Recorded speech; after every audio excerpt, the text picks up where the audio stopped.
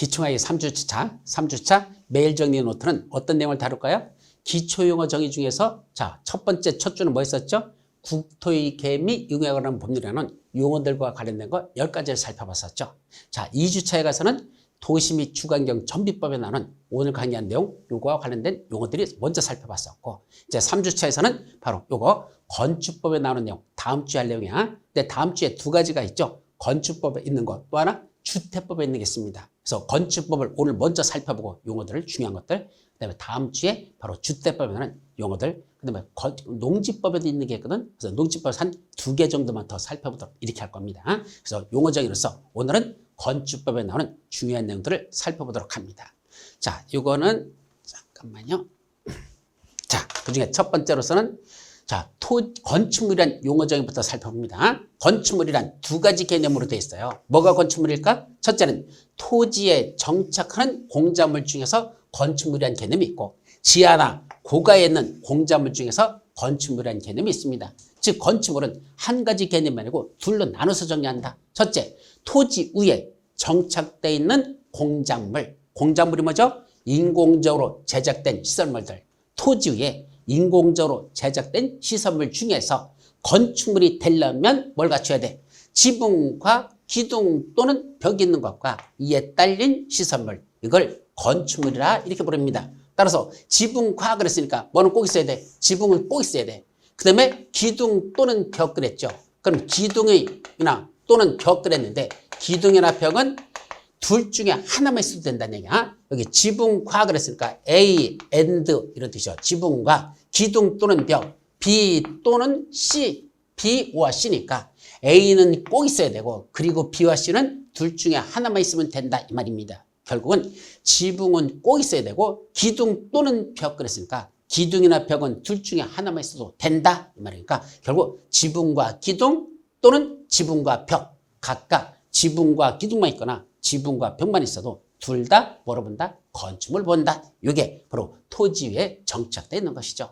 반면에 지하나 고가에서는 저런 구조로 따지지 않고 뭐로 따진다? 용도 갖고 따집니다. 무슨 용도로 쓰는데? 사무소, 공연장, 점포, 차고, 창고 이런 거를 이용한다면 지하나 고가에 있는 그런 것들은 다 건축물을 보겠다. 그래서 토지 위에 있는 건 구조적인 문제로 따지고 지하나 고가에 있는 것들은 용도로 따진다. 이게 건축물입니다. 자, 두 번째, 신고 대상인 공작물에 속하는 거. 이게 무슨 말이냐면 원래는 건축물하고 공작물 개념을 이렇게 정리하세요. 자, 원래는 이게 전부 다 공작물입니다. 공작물, 인공을 가하여 제작된 시설물 다 공작물입니다.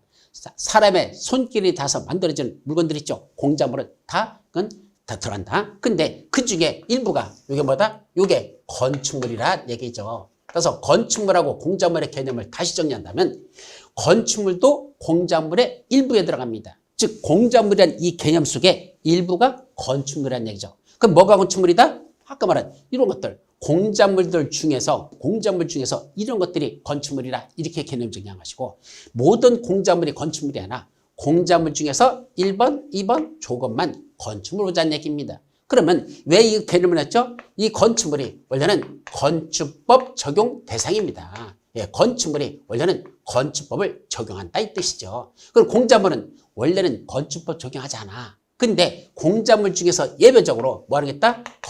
공작물 중에서 예외적으로 신고 대상인 게 일부 있다는 얘기입니다. 그래서 몇 가지가 있어요. 그래서 암기법이 나중에 외울 거야. 그래서 옹담이, 장기첨, 광고사, 그 다음에 태양오 솔레미오, 태양오, 굴뚝위에서 꼴통이 육갑 떤다. 굴뚝, 꼴통육, 굴뚝 위에서 꼴통이 육갑 떤다. 그리고 곱팔기 뭐 이런 것들이 있거든요. G30 외우는 방법이 있는데 그건 나중에 외우고 어쨌든 이런 신고 대상에 속하는 공작물이 있는데 그중에 제일 중요한 게 요거 장식탑, 기념탑, 첨탑, 광고탑, 광고판 이런 것들로서 높이가 얼마? 4m를 넘는다면 이런 탑들이 4m를 넘는다면 이것도 건축법상 뭐 해야 된다? 신고해야 되지 그냥 질 수 없답니다.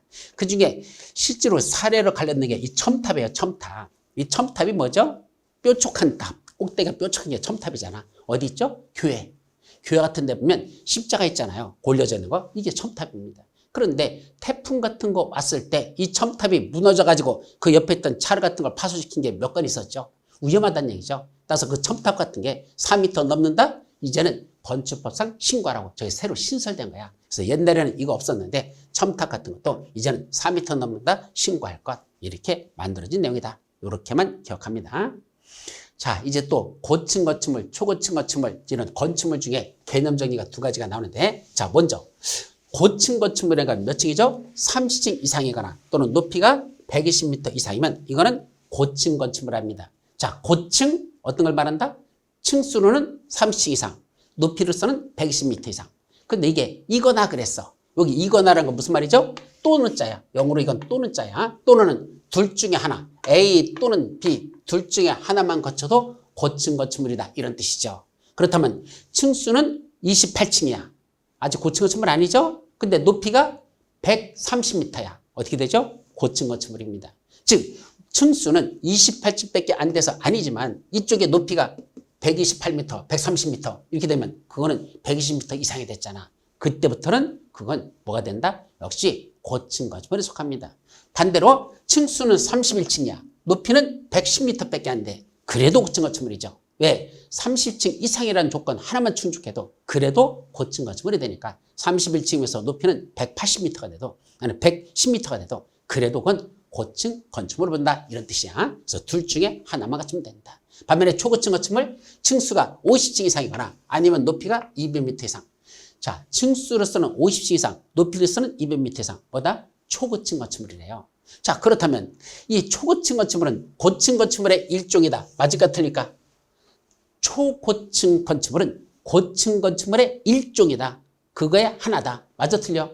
다시 말하면 고층 건축물 속에 초고층 건축물이 들어갑니까? 안 들어갑니까? 들어가는 겁니다. 들어가는 겁니다. 왜요? 자, 층수가 3층 이상이라는 뜻은 3층 이상은 3층 들어가죠? 40층 들어가죠? 50층 들어가죠? 60층 들어가죠? 70층 들어가죠? 다 들어가잖아. 3층 이상 다 들어가잖아. 높이가 120m 이상, 150도 들어가고 200도 들어가고 300m 들어가잖아. 그런데 초고층 언제부터? 50층 이상부터 200m 이상부터는 초고층이라고 그랬어. 따라서 고층 건축물 중에서 이 말이야. 50층 이상 되거나 층수가 50층 이상이거나 높이가 200m 이상이면 그때부터는 고층 건축물 중에서 특히 초고층 건축물을 부른다. 이렇게 개념 정리를 하는 게 정확한 얘기입니다.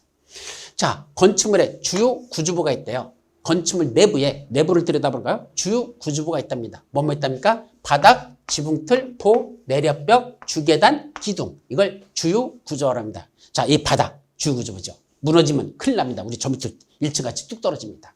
자, 지붕틀. 지붕하고 지붕틀하고 달아요.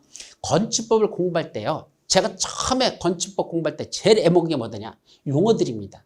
도대체 나오는 말들이 건축과 관련된 전문 용어들이 내가 사회과학 나왔지. 어제 내가 공대 나왔습니까? 모르는 거예요. 말귀를. 너무 답답하더라고. 그래서 저기 가가지고 교보문고 가가지고 건축법 상세설서라고 교수님이 두 분이 쓴 한 3,000페이지 되는 책이 있었어요. 그것 사다가 들여다보니까 거기는 각 법조문마다 밑에다 그림을 그려놨어. 그 그림을 보니까 금방 이해가 되더라고. 그걸 그냥 무슨 말인지 몰라가지고 그냥 애우려고 힘든 적이 있었는데 그래서 이거에 대해서는 여러분들 책에 나중에 그림공법으로 다 표시할 거야. 다음 주에도 나오지만 그림공법이라는 책들이 별도로 있어요. 제가 한 몇 년 동안 자료 수집하고 해서 만들어놓은 정말로 역작인데 거길 들여다보면 말귀가 금방 알아들어. 그래서 지붕이란 거와 지붕틀 다릅니다. 지붕은 지붕 전체를 말한 거고 그 지붕을 만들려고 거기 하나하나 들어있는 그 석가래 같은 거 들어있는 것들 그 속에 있는 것들 그 하나하나가 다 지붕틀입니다. 지붕이 아니고 지붕틀 하나하나가 주거지보다. 자, 보라고 했죠. 여러분 대들보라고 들어보셨죠? 여러분 대들보 그것도 주거지보. 내력벽 벽을 보십시오. 벽 중에 내력벽에서 내자가 뭐죠? 견딜 내자입니다. 힘 역자입니다. 힘을 견뎌내는 벽. 힘을 견뎌낸다는 게 무슨 말이죠?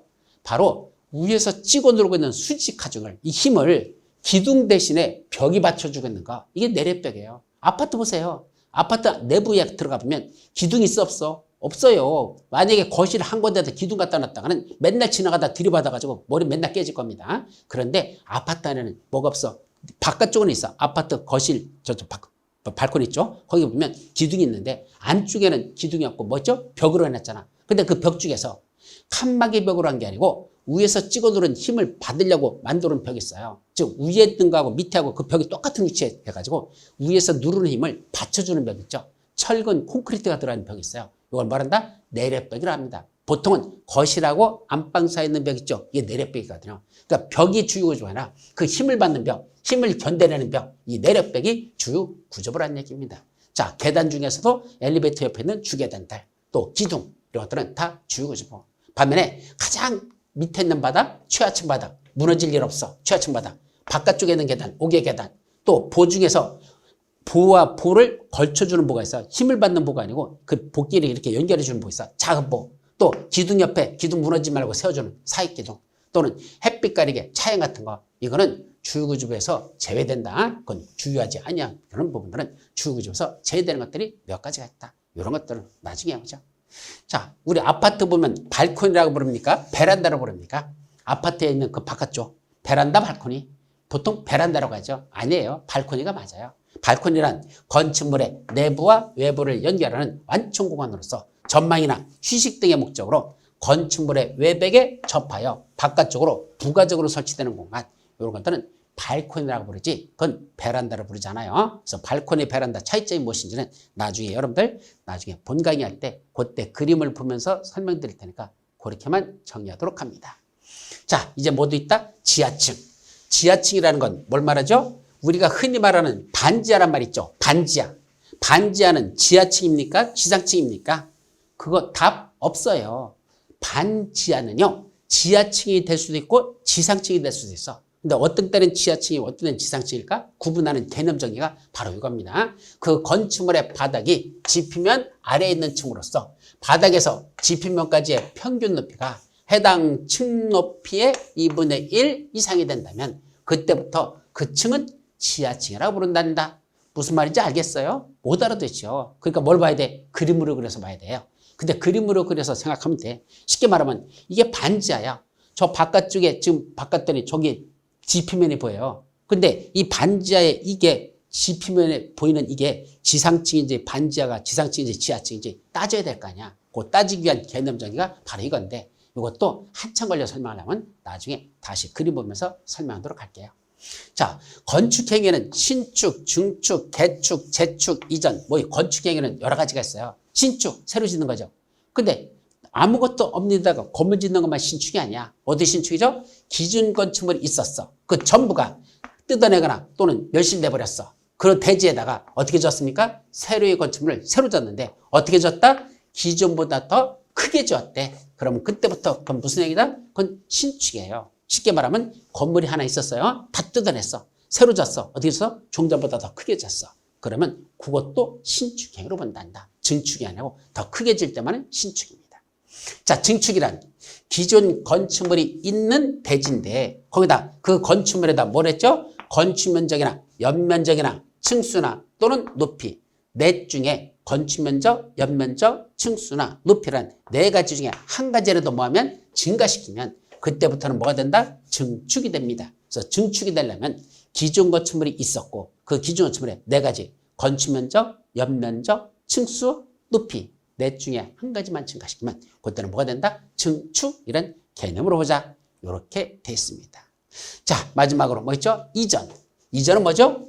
이것도 건축행위 중에 하나야. 이전도 건축물의 주요구조부를 해체하지 않고 같은 대지에 다른 위치로 옮기는 것. 자, 주요구조부를 해체하지 않는다는 건 아까 바지 보내주기, 주요구조부 외우는 방법이 원래 바지 보내주기야. 그래서 바닥, 지붕틀, 보, 내랫벽, 주계단, 기둥 합쳐서 바지 보내주기. 우리 연말연시에 불이웃돕기 하죠. 그때 바지 벗어서 보내주기. 바지 보내주기야 주요구조인데 그 건축물의 주요구조를 해체하지 아니하고 어떻게 했다? 같은 대지에 다른 위치로 옮기는 거. 자, 요 대지에 건물이 하나 있었어요, 여기. 근데 이걸 뭐 했단다?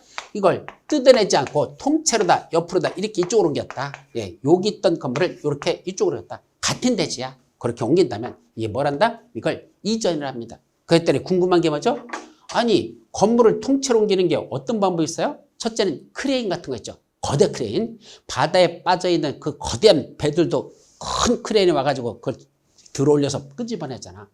요새는 워낙 크레인이 큰 것들이 있어서 그거로 건물을 번쩍 들어올려서 옮길 수도 있어. 여기 있던 거 번쩍 들어 옆으로 옮기는 거. 여기 있던 거 일로 옮기는 거죠. 아니면 밑에다 굴대, 동그란 통, 그걸 밑에 깔아가지고 그거로다가 굴려가지고 옆으로 옮기는 것들. 자, 그런 여러 가지 방법에 있어 요새는 저렇게 옮길 수가 있습니다. 뜯어내지 않고 옆으로 옮기는 거. 같은 대시 안에서 옮기는 거. 이전이라고 한다.